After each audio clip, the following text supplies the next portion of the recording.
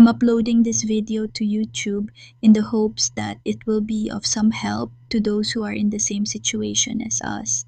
This is my personal experience and opinion, so it's up to you to make your own decision. So please make a wise choice.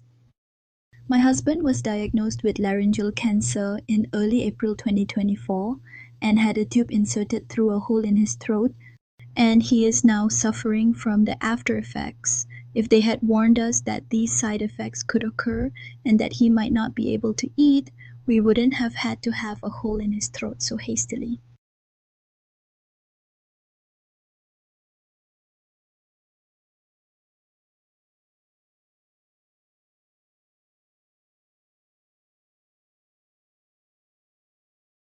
At the time, the size of the cancer was large, but it wasn't a situation where he couldn't breathe and would die right away.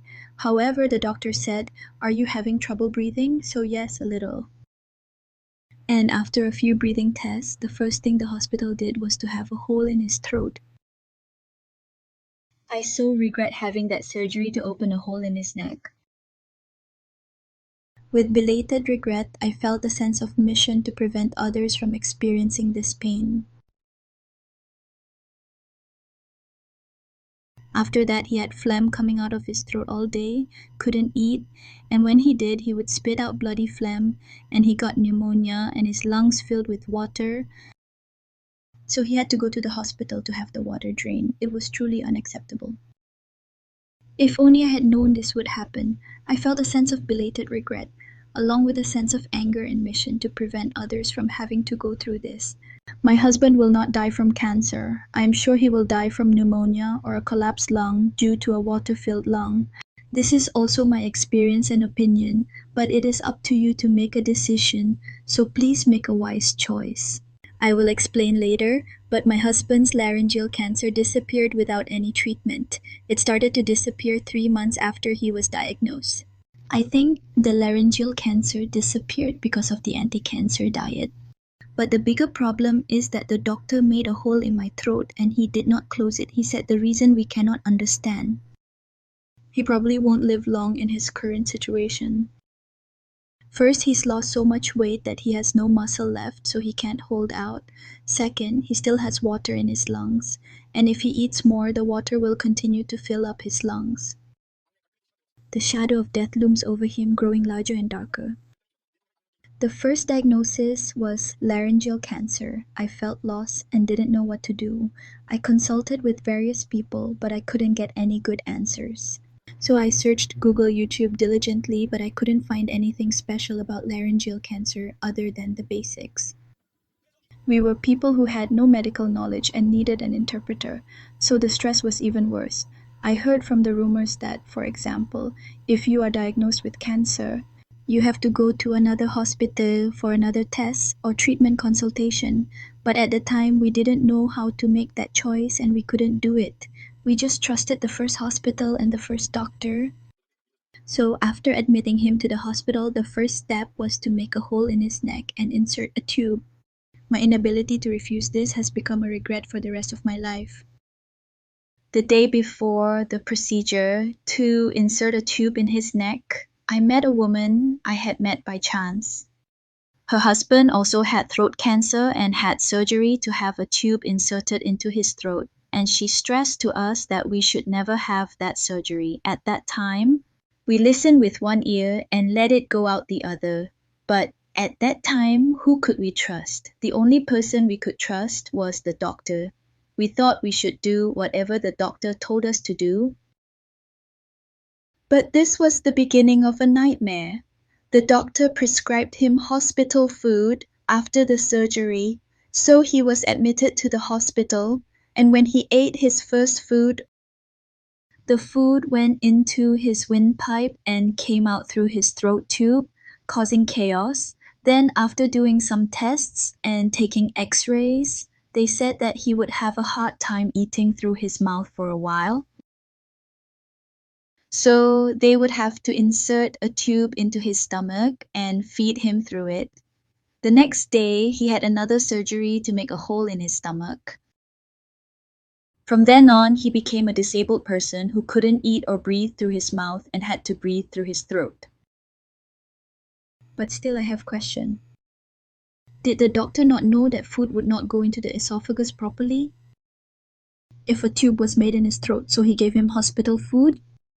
And did he not know that if a person couldn't stand it in that state and ate food by mouth, he would get pneumonia? Did he not know that if he got pneumonia, his lungs would be a mess? And did he not know that pneumonia would lead to death? Why didn't you tell me in advance that something like that could happen?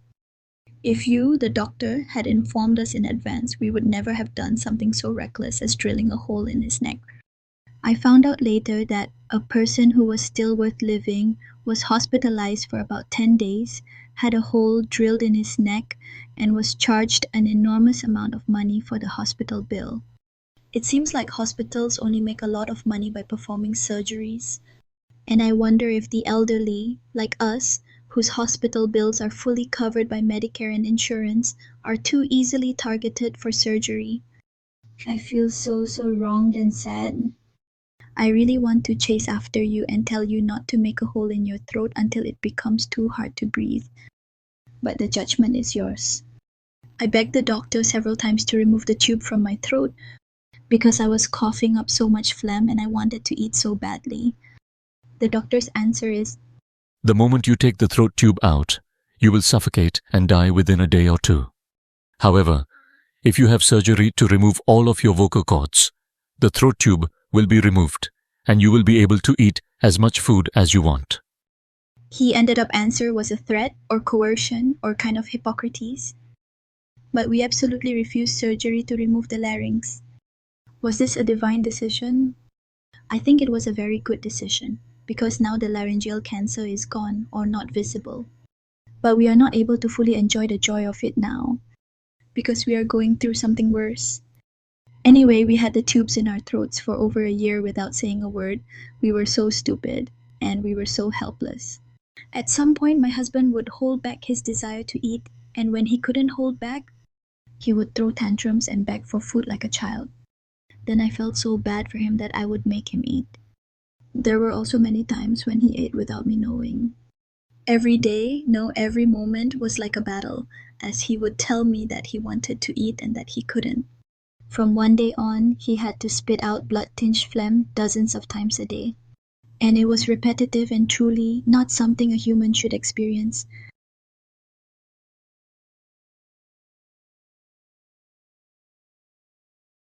What was meant to happen, happened. It was about a year after I had surgery to open a hole in my neck that I was rushed to the emergency room.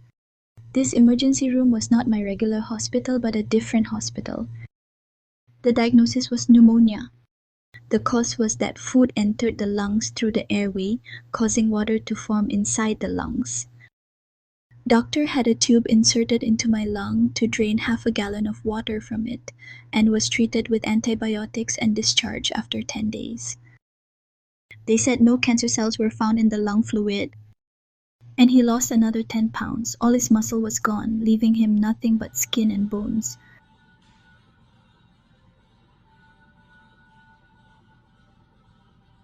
We needed to take drastic measures. We had reached the limit of our patience. Since I was going to die whether I ate or not, I chose to eat and die.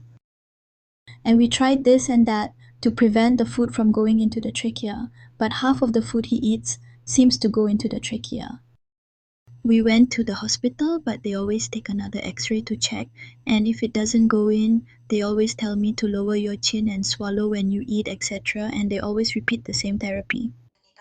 I'm sick of getting x-rays now. I know that food doesn't go into your esophagus and goes into my trachea without an x-ray. I think the hospital is hopeless. So I begged the doctor to close the hole in my throat again and restore it to its original state. Because after the surgery to open the hole in my throat, food went into my trachea from the first meal, but the answer I got was this. If you recall, we discussed that the tracheocutaneous fistula, the hole in the front of your neck, has nothing to do with your ability to swallow safely. In fact, having that hole is actually protective for patients with an unsafe swallow, because You can cough up food that goes down the wrong tube through the hole or suction through the hole. So doing the tracheocutaneous fistula closure will not help your ability to swallow. I don't understand. He refuses to admit that half of the food has gone down his windpipe since he had the tube in my throat, and he insists on it. Someday, pneumonia will become a reality again. Even though I know it, I can't stop him from eating. I want to let him eat comfortably. My husband had the tube removed as soon as he was discharged from the emergency room because that was the cause of his inability to swallow food. However, the hole in his throat has not yet healed, and there is a hole wide enough for a little finger to fit through. So I think food might be going into his windpipe. Will the doctor close the hole? When I told the doctor that he was going to remove the tube, the doctor said, If you want to die, just take it out. "Does anyone know a way to eat? I really want to know, and I really want to eat." After he was discharged from the emergency room, the doctor said, The laryngeal cancer has improved, but the metastatic lung cancer has grown. So if you want to live, you need to get radiation treatment quickly. and the doctor made an appointment with a radiologist and made a fuss about it. The doctor doesn't consider the patient's condition at all. Right now, his condition is too bad no matter what treatment he gets. He dies first while receiving radiation to kill the cancer. I know that the after effects of radiation are also scary. The after effects of chemotherapy are still bothering him. I think the doctor thinks my husband wants to live no matter what. No, he wants to live like a human being even if he dies. For over a year, he lived while trying to ignore basic human happiness, receiving food through a gastrointestinal tube like a machine, just like putting gas in a car every day when the time comes. We just want him to be able to eat food normally and deliciously before he dies. I think this way. What my husband needs right now is neither chemotherapy nor radiation. First, we need to create a situation where he can eat normally, and once his body recovers to some extent, we can do any treatment. However, no matter what treatment he gets now, he can't endure it and will suffer from some side effects he has never experienced before until he dies. But the doctor is anxious because he can't give radiation therapy without considering the patient's physical condition at all. Why is that? Last year, he was diagnosed with laryngeal cancer and underwent chemotherapy for about a month. But the side effects were so severe from the beginning, and he had serious reactions during the chemotherapy, that the chemotherapy doctor told him not to continue the chemotherapy, so he ended the chemotherapy. However, the side effects were unspeakable. His skin all over his body was suffering from rashes and itching. His hands and feet were so cold, and he suffered from some kind of excruciating pain that he couldn't explain. His skin got better after 6 months of treatment, but the other side effects of the chemotherapy are still ongoing. So he doesn't want to experience new pains that he's never experienced before due to radiation therapy, and he doesn't have the strength left to endure it at all. He's desperately waiting for death. He tells me, "Can you kill me? Please kill me. I don't think I can live anymore, so don't try too hard on me." "But I can't do that, right? I'm exhausted too. I feel like I'm going to die soon, but I have to live at least one more day than my husband. He can't do anything without me. He has lost all his muscles, so he has difficulty walking and uses a cane around the house. I should be thankful for this too. Someday he might not even be able to go to the bathroom. I'm afraid that this will happen. I don't think he'll live long in his current condition. First, he's lost so much weight that he has absolutely no energy left, so he can't hold on. Second, he still has water in his lungs, and if he drinks more, it will fill up, so the shadow of death is getting darker and darker. I think my husband has a 1% chance of dying from what the hospital calls metastatic lung cancer. I strongly believe he has a 99% chance of dying from pneumonia or sepsis. My last prayer is that he may eat food with his mouth without any pain. Please pray for him. Thank you.